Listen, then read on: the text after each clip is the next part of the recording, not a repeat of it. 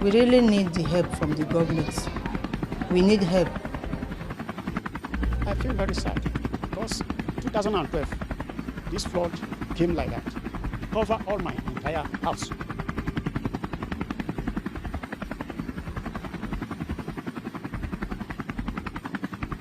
The money they pay me when I retire is what I take to build this house. Now I have nothing again. But this year again, same thing. If you cover.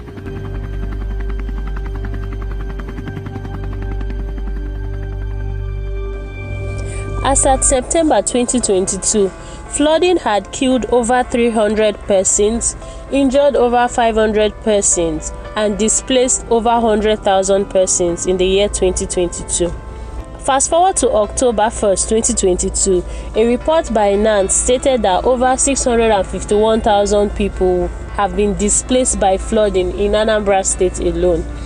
As at today, the flooding has now affected 27 out of Nigerian 36 states, including the federal capital city, affecting millions of people, with thousands of people displaced and hundreds of hectares of farmland destroyed. In today's video, we'll be looking at the effect of the flood so far, and we'll be talking briefly on the Lagdo Cameroonian Dam that has recently been opened. If you are new to our channel, please do well to click the subscribe button, turn on notification bell so when we upload videos like this, you'll get to see it. And if you are a returning subscriber, thank you so much. In Kogi State, the flood has claimed 6 lives, with buildings totally submerged and several residents displaced. This has led the state governor, Yahaya Bello, to call on the president to declare the Kogi flooding situation as a national disaster.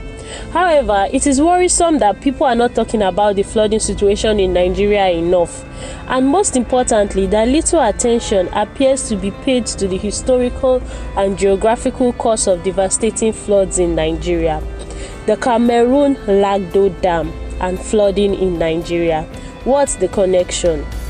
In September, the Cameroon authorities reportedly opened overflow spillways at its Lagdo Dam to relax the pressure on the dam as a result of the rising water contained by it. Due to the release of the water from the Lagdo Dam in Cameroon, many Nigerian communities along the courses of River Niger and River Benue have been affected by the floods.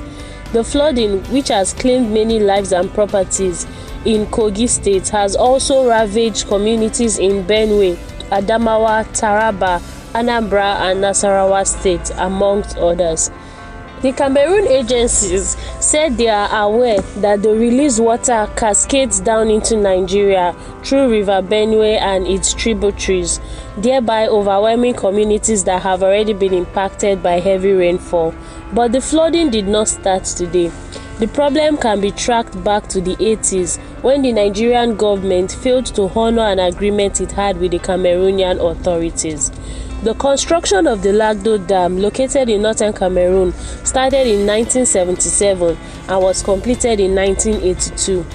At inception, Cameroon and Nigeria had an agreement to build 2 dams, such that when the water is released from the Cameroonian dam, the Nigerian dam would contain it and prevent it from causing floods. So, to cushion the effect of possible flooding from the Lagdo Dam in Cameroon, the Nigerian government agreed to build a shock absorber dam tagged the Dancing Hausa Dam in Adamawa State. The Dancing Hausa Dam was supposed to be 2.5 the size of the Lagdo Dam, which was built to supply electricity to the northern part of Cameroon and allow the irrigation of 15,000 hectares of crops downstream. Like the Lagdo Dam, the dam project, sited at the Dancing village of Fufore local government area of Adamawa State, was supposed to generate 300 megawatts of electricity and irrigate about 150,000 hectares of land in Adamawa, Taraba, and Benue State. But sadly, since 1982, the Nigerian government is yet to complete the building of the Dancing Hausa Dam.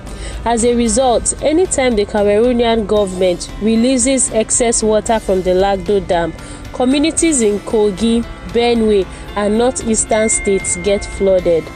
According to the spokesman of NIMA, National Emergency Management Agency, the 2022 flooding is the highest Nigeria has ever had since 2012. There have been lots of damages in the last few months as a result of this flood. In Kogi, for example, the residents of Ibaji local government area has been completely displaced because the whole area has been submerged for days. About 6 persons have reportedly died, including a toddler. Over 600 hectares of rice farmland among several buildings have been destroyed. Since the opening of the dam in September, 3,274 people in Benue State have reportedly been affected, while over 1,213 houses are reported to have been destroyed.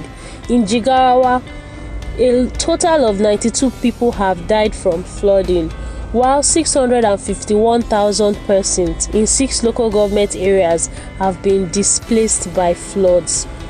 Years after Nigeria failed to honor the agreement with Cameroon, the federal government made a futile move to forestall the reoccurrence of the 2012 devastating floods.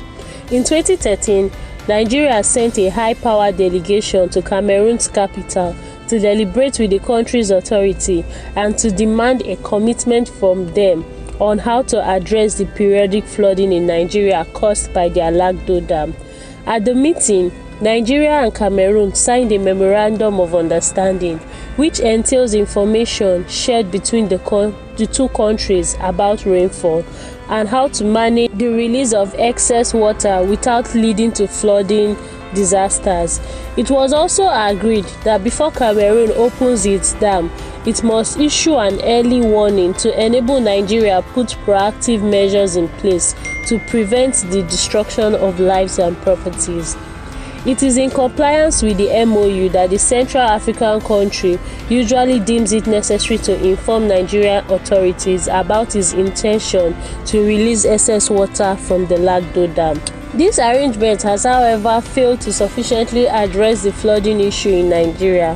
So rather than completing the construction of the Dancing Hausa Dam, which is said to be 90% completed, to prevent flooding, the Nigerian government prefers to annually put Nigerians in Kogi, Edo State, Delta, Bayelsa, Benue, and so many other states on red alert before the water released in Cameroon finds its way to their communities. As the days goes by, our fingers are crossed, and we really hope the Nigerian government is going to step up and do something about this continuous flooding situation in the country.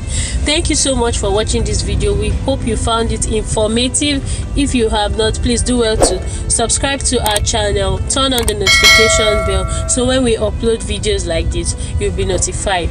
We'll catch you all in our next video. Bye.